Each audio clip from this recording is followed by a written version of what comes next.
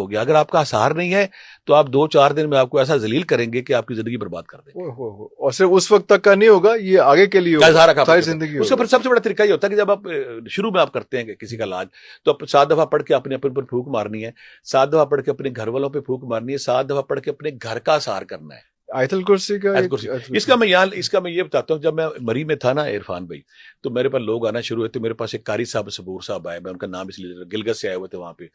مجھے کہتے ہیں کہ آپ یہ کام چھوڑ دیں. اچھا, میں نے کہا کیوں چھوڑ دوں؟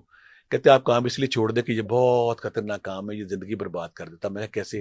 کہتا میں نے یہ کام سیکھ لیا, میں نے اثار نہیں کیا تھا, کچھ نہیں کیا تھا. میں ایک دن نا پنڈی گیا, ایک مدرسے میں نا کوئی بچیوں کے اندر جنات حاضر ہو گئے, تو میں جب اس کا علاج کر رہا تھا تو اس بچی کے اندر جن حاضر ہوا. کہتا اپنے گھر کی خبر لو, تو وہاں میں نے وہ دھماکہ کر دیا ہے کہ تو آج کے بعد یہ کام نہیں کرے گا. کہتا ٹیلی فون نہیں تھے اس وقت. میں دوڑ کے گھر آیا تو میرا 4 سال کا بچہ ہے نا پانی کی ٹب کے پاس کھڑا تھا, اس کو گرایا اس کے اندر, اور بچہ جو ہے نا میرا پانی کے اندر ہی فوت ہو گیا.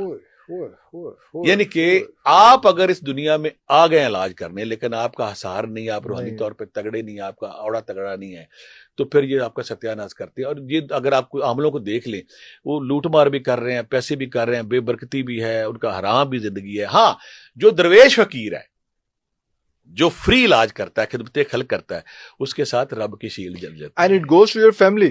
ہاں, وہ فیملی صرف آپ تک نہیں, فیملی کو بھی شیلڈ کرنا ہے, گھر کو بھی شیلڈ کرنا ہے. ایک میرے پاس کیس ہے, مجھے ابھی بھی یاد ہے. میرے پاس کیس ہے کہ وہ بندہ میرے پاس آیا تو کہتا ہے جی, اس کا چہرہ اچھڑا ہوا, بال اجڑے ہوئے. کہتا ہے جی میں اور میرا بھائی عامل تھے, ہم نے قصور ایک جج صاحب تھے, تو ہم اس کے پاس نا علاج کرانے گئے.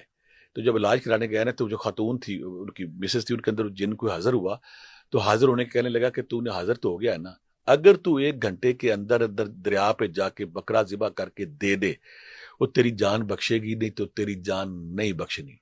کہتا, اور ساتھ اس نے نا مجھے چپیٹ ماری کہ میری نا طبیعت صاف ہوگی, اس بچی نے جس کے اندر تھا. کہتا ہم نے دوڑ لگائی, ہم ہیڈ بلو کے قریب دریا تھا, ہم ابھی راستے میں پہنچے تو میرا بھائی جو ہے نا خون کی الٹیاں کی, وہ مر گیا.